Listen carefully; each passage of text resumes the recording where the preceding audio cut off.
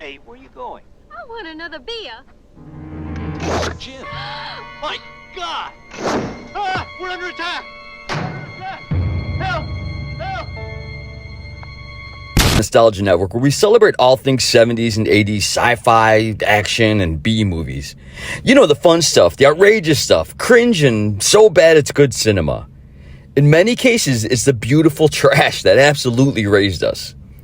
Today's picks, as always, lean apocalyptic, action, muscles, kicks, flips, explosions. These were the VHS tapes we would devour between watching MTV, arguing about whether Return of the Jedi was better than The Empire it was, and perfecting our thriller dance moves on the dance floor. We were cramming these post-apocalyptic warriors and space pirates into our VCRs like our lives depended on it. So grab your new Coke and that giant bowl of Jiffy Pop, because we're taking a ride through the 10 most gloriously unhinged rental shelf classics that'll make you question why Hollywood ever needed more than $5 in a dream.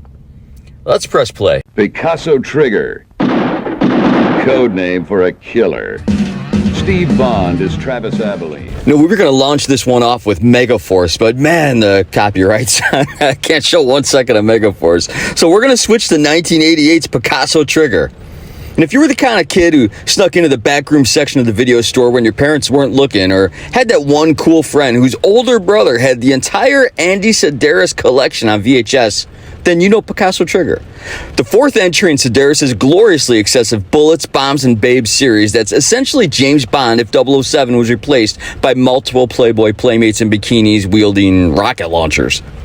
This thing follows a team of international agents, and I'm going to use that term pretty loosely, as they hunt down an assassin in Hawaii and Las Vegas. But the plot is really just an excuse to showcase beautiful women, spectacular stunts, remote-controlled cars packed with explosives, and more gratuitous TNA than you could shake a stick at. Sedaris is a former ABC sports director who clearly learned everything about filmmaking from Wide World of Sports and absolutely nothing about subtlety. He shoots this like every scene is the climax. We're talking radio-controlled boats that explode, a guy getting killed by a remote-control skateboard, helicopter chases, and more double crosses than you can keep track of.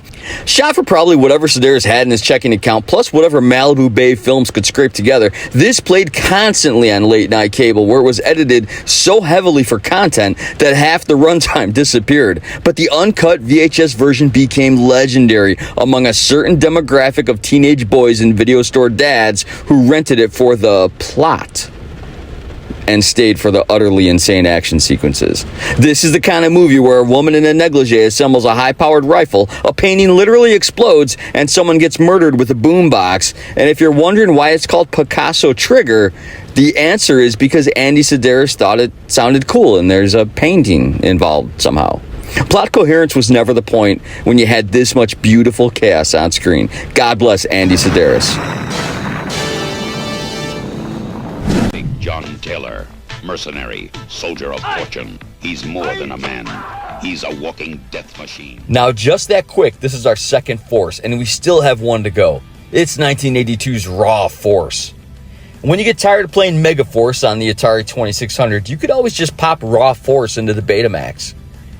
Coming across this was basically you and your buddies finally convincing someone's older brother to rent you something rated R, and you pulled Raw Force off the shelf purely because the cover had kung fu, zombies, and likely naked women. The holy trinity of 1982 video store decision making. This Filipino grindhouse flick throws martial arts, cannibal monks, undead warriors, Hitler's jade treasure, gratuitous nudity, and a boat full of horny tourists into a blender and just hits puree. And this is creating something that feels like 3 different movies fighting for dominance while spectacular kung fu fights break out at random intervals. And that makes sense, as the other titles you can find this under would be Kung Fu Cannibals, as well as Kung Fu Zombies. Director Edward Murphy clearly walked into the production meeting and said yes to every single idea pitched, resulting in a film where Cameron Mitchell shows up looking confused, monks raise the dead using unclear methods, and the action choreography is actually genuinely pretty solid, considering no one had any idea what kind of movie they were making. This is the cinematic equivalent of dumping every leftover from your Halloween candy bag into one bowl. It shouldn't work. The flavors clash violently, but you eat it anyway and somehow feel satisfied. According to the director, the target audience was 17-year-old boys, and that tracks. The marketing that was put out seemed more like a dare than a deterrent, stating, "Warning, certain scenes could be too shocking for those under 17. And everyone under 17 had to see this movie. If you weren't staying up until 2 a.m. watching this on scrambled cable and trying to explain to your half-asleep friend why zombie kung fu monks made perfect sense, man, did you even experience the 80s? Hey, where you going? I want another beer. Jim! My God! Ah, The last brave starfighters who become space raiders. 1983, 1 year later, brought us Space Raiders, and there was always that one friend whose dad exclusively rented sci-fi movies with spaceships on the cover, and Space Raiders was absolutely in that rotation. Mainly because Roger Corman, the king of why build new effects when I could just reuse the old ones, literally recycled footage from Battle Beyond the Stars and called it a day. Right off the bat, you'll notice Nell from our last video, the ship James Cameron referred to as a ship with tits, and gang, it is. This is essentially kid gets accidentally kidnapped by space pirates and has adventures, which sounds adorable until you realize this is a Corman flick. So the production design looks like someone raided a Radio Shack at the local junkyard and painted everything silver and called it the future, and damned if we didn't agree it was. Any movie in the 80s that had kids or teens taking charge and being relied on was an instant rental for us. We were basically mini adults by 12 anyway. It just felt right. At only 84 minutes, this thing moves fast enough that you don't have time to question why these pirates are so bad at pirating or why they're letting a 10-year-old hang out during what are presumably dangerous space crimes. And honestly, young us didn't care because it had spaceships, man. It had lasers. The film costs about $1 million, and you could produce practical effects and environments with that when you recycle the inventory from your last handful of films. Which is no shade, because it packed alien encounters, space battles, and surprisingly decent model work into a runtime shorter than most Marvel post-credit sequences, making it perfect for a Saturday afternoon rental when you wanted Star Wars, but your mom said, "We have Star Wars at home." This was Star Wars at home. Vince Edward leads a ragtag crew with the weary expression of a man who knows his Star Wars residual check ain't coming. But man, he commits to the bit and leans into making that role work. He was great.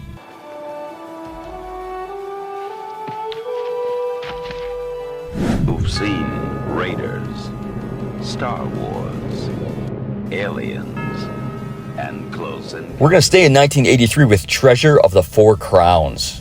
Some of you remember the absolute event of getting those cardboard 3D glasses at the video store counter. It's usually held together with scotch tape or something because the last renter completely destroyed them. And you settled in for Treasure of the Four Crowns, which felt like Raiders of the Lost Ark had a wild night out with a European stunt team and a crate of fireworks. Ferdinando Baldi clearly watched the boulder scene in Raiders and thought, okay, but what if we threw everything at the camera for like 90 minutes straight? Resulting in a film where swords, spears, fireballs, yo-yos, yes, weaponized yo-yos, and various sharp objects fly directly at your face with such frequency that you'll develop reflexes like Neo in The Matrix just by watching it.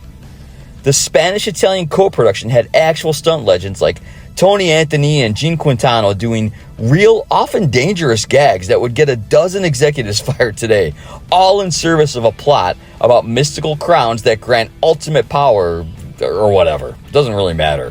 When a man is literally throwing flaming torches at your face in 3D, you just settle in. Shot with the same stereo vision 3D process used by Andy Warhol's Frankenstein, this thing played in actual theaters before becoming a staple of video stores with special edition includes 3D glasses kind of promos. This is the first and last film advertised as being filmed in Wonder Vision and Supervision. And that's basically because both technologies were completely made up. It was just 3D stereo vision.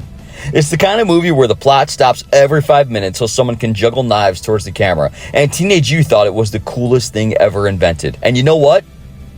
You were right. Clash swords with an international gang of terrorists in black pajamas. We had a couple forces already and a mega. Now it's time for Megaforce Squad. I bet you didn't think we'd be combining them both, but for sure we are. You absolutely cannot tell me that you didn't rent movies based purely on how many explosions fit on the VHS cover. And Megaforce Squad, but sometimes known as ninja warriors for some reason, promise approximately 70 explosions, at least 3 different types of martial arts, and what appears to be a bazooka, all crammed onto a box painted by someone who definitely never saw the actual movie. This Filipino action extravaganza is basically what if we combine ninjas, mercenaries, commandos, and what looked like some random guy who wandered on the set, then just filmed them shooting at each other for like 80 minutes. It resulted in the kind of narrative coherence you'd expect from an all-nighter bar crawl in college, but with legitimately impressive stunt work and practical explosions that would make Michael Bay weep with joy. Directed by Teddy Page, who's a prolific Philippines-based filmmaker who understood that plot was negotiable, but explosions, 100% mandatory. This thing delivers exactly what it promises. Non-stop action, death-defying motorcycle jumps, and enough squibs to drain a small synthetic blood bank. The ninjas in this are crawling out of the woodwork. This was shot in about 3 weeks and played in American video stores with at least 4 different titles because distributors knew that confused dads would rent multiple copies thinking they were different movies. This is peak video store dad material. The kind of movie where your divorced dad would come home Friday night with this and a Pizza Hut pizza, and you'd spend the next 88 minutes watching things explode while trying to figure out who was fighting who and why. Eventually deciding, hell, it didn't matter because that guy just jumped through a window while firing 2 machine guns. We win. Let's meet right back here, and we'll see if you know sumo like I know sumo. Out of the ruins of a nuclear war, through a landscape of unearthly beauty and unknown terrors, and into a world struggling. There's no way to discuss 1987's Steel Dawn without acknowledging the beautiful absurdity of Patrick Swayze, fresh off making teenage girls swoon in Dirty Dancing, deciding his next career move was to wander a post-apocalyptic desert in a tank top, wielding a sword like he's Conan the Barbarian's sensitive younger brother. This is what if Roadhouse happened in Mad Max's backyard, with Swayze playing a nomadic warrior who rolls into a desert farming community and has to protect them from the local water barons' goons. Because every post-apocalyptic future has exactly one valuable resource and multiple groups of mohawked raiders trying to steal it. Director Lance Houle convinced a studio to fund what is essentially a western relocated to a sci-fi setting, complete with High Plains Drifter-style mysterious warrior vibes, except instead of Eastwood's gravelly menace, we get Swayze's flowing locks and surprisingly graceful sword choreography, and the man trained in wushu specifically for this role, which is so Swayze extra, if you ask me. The film tanked theatrically, but it found its true audience on VHS, as most of these did, where guys who swore they didn't cry during Ghost could safely enjoy watching Swayze kick ass in the wasteland without fear of judgment. This is a core VHS memory of mine, and when I discovered it again, the plot unfolded like a long-lost friend, man. It's got that perfect mid-80s budget where the production design looks decent, the stunts are practical and gnarly, and nobody's quite sure if this is supposed to be 100 years after the apocalypse or 1,000. But it doesn't matter. When Swayze is doing backflips while stabbing bad guys, this is pure Saturday afternoon rental perfection. Look at you. You're shoved into a couch, blanket up to your chin, down in tab and a hungry man, watching Patrick Swayze kick some ass. Equalizer 2000. The nuclear apocalypse is over. The battle for survival rages on. Filipino exploitation maestro Cirio Santiago looked at Mad Max, looked at his budget, and said, I could do that. But what if the main character had a gun that's literally bigger than he is and fires approximately 1 million bullets per second, thus giving us Equalizer 2000 from 1987 and one of the most gloriously impractical weapons in cinematic history. Richard Norton, who in my humble opinion is a Lorenzo Lamas renegade ripoff, plays our post-apocalyptic hero Slade. Total badass name though, who wields his absolutely ridiculous super weapon after his family is murdered by the evil group called, I'm going to quote this, quote unquote, ownership. Resulting in a movie that's essentially 85 minutes of watching a very fit Australian actor struggle to aim a gun that requires a shoulder mount, a bipod, and presumably a chiropractor on standby. Santiago, who directed about 8,000 of these Filipino action flicks in the 80s, knew his audience. Teenage boys who wanted maximum firepower and minimum plot complexity. And brother, did he deliver with mud-caked wastelands, dune buggy chases, and enough blood to fill a swimming pool. This shoot cost maybe 150 grand to make, and I bet most of it went to the gun prop and banana boat. It was shot in the Philippines in blazing heat, where the crew probably outnumbered the budget, and it really shows in the best possible way though. This looks exactly like what it is. It's a bunch of stunt performers and filmmakers having the time of their lives, making the most ridiculous action movie possible. You discovered this gem on the rental shelf, sandwiched between bigger budget failures, took it home based purely on that cover art of Norton holding that monster weapon, and you got exactly what you paid for. Uncomplicated wasteland justice delivered via excessive firepower. At the dawn of time, in a world of savage splendor, a tyrant of darkness ravaged the land. Someone at the amazing, prolific Cannon Films looked at the Barbarian brothers, Peter and David Paul, actual twin bodybuilders with a combined IQ that might charitably break into the triple digits, and thought, yes, these are our Conan replacements, resulting in 1987's The Barbarians, a movie that understands its stars' limitations and works within them by having them mostly grunt, flex, and hit things. So many things. This gloriously stupid sword and sorcery romp follows the twins as they quest to rescue a queen, defeat an evil villain, and flex their pectorals at every opportunity, all while delivering dialogue that sounds like it was written by someone who learned English from fitness magazines. Director Ruggero Deodato, the cannibal Holocaust guy experiencing quite a career pivot, embraces the camp completely, staging elaborately goofy action sequences where the brothers' actual strength makes the stunts look genuinely impressive, even when the plot makes absolutely no sense. The thing has it all, man. It's a villain whose arm is being eaten by a mysterious infection, a queen who apparently ran a traveling circus before being captured, rubber monster suits that look like rejected Muppets, and enough baby oil to lubricate a small engine. All delivered with the sincere enthusiasm of a muscle magazine come to life. Cannon was pumping out so many of these Conan knockoffs in the late 80s. They also gave us Masters of the Universe. But the Barbarian stands out because the Paul brothers commit so hard to the bit that you can't help but love them as they bumble through this fantasy adventure like two golden retrievers who accidentally wandered onto a Dungeons & Dragons campaign. This is honestly an earnestly funny movie that will have you laughing with them as well as at them. It's frat boy fun at its peak. Welcome to the world of the not-too-distant future. Get going! By 1989, Jean-Claude Van Damme had proven himself in Bloodsport, and Cannon Films again, running on fumes financially and creatively, basically handed him the keys to what was supposed to be a Spider-Man movie before Marvel pulled the license, resulting in 1989's Cyborg. It's a grimy, surprisingly brutal post-apocalyptic thriller that feels like it was filmed in every abandoned warehouse and alley in North Carolina. Van Damme plays Gibson Rickenbacker, a lone warrior escorting a cyborg woman carrying the cure for a plague across a wasteland populated by the most leather-clad Mohawk psychopaths this side of the road warrior. And it's way darker and more violent than you'd expect from what looks like a standard action flick. Director Albert Pyun, who was actually brought in after the original production collapsed, crafted something genuinely grim here. People get crucified. Van Damme's character has an extended torture scene that's legitimately uncomfortable, and the whole thing has this muddy, desperate atmosphere that makes The Road novel sound cheerful.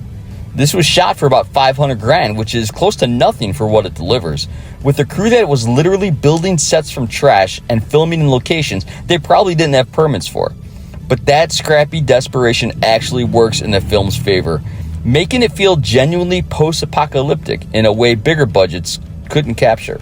If Dead End Drive-In was around the beginning of our list with its neon-soaked punk aesthetic, Cyborg is the perfect bookend. Muddy, brutal, and cynical, representing that shift from colorful 80s optimism to the grittier 90s aesthetic that was coming. This became an absolute VHS staple, the kind of movie you'd watch late at night and feel vaguely disturbed by, but you couldn't deny Van Damme's commitment to doing his own stunts while looking like he hadn't showered in weeks. That's dedication to the wasteland aesthetic, folks. Sometimes the best movies are the ones that had more ambition than budget, more enthusiasm than common sense, and way more explosions than any reasonable insurance company should ever allow. These flicks represent that beautiful era when video stores were our streaming services, box art was our algorithm, and you judged a movie by how cool the cover looked and whether your older brother said it was actually pretty sick. So here's a question. Which of these rental shelf warriors did you actually watch back in the day? Did your dad bring home Equalizer 2000 thinking it was a serious drama? Did you try to convince your mom that Megaforce was educational? And most importantly, what obscure 80s action or even post-apocalyptic flick did we miss that deserves a spot on any of these lists? Man, drop your memories, your recommendations, and your stories of sneaking R-rated rentals past your parents in the comments below. Thanks for watching, everyone. This was a blast.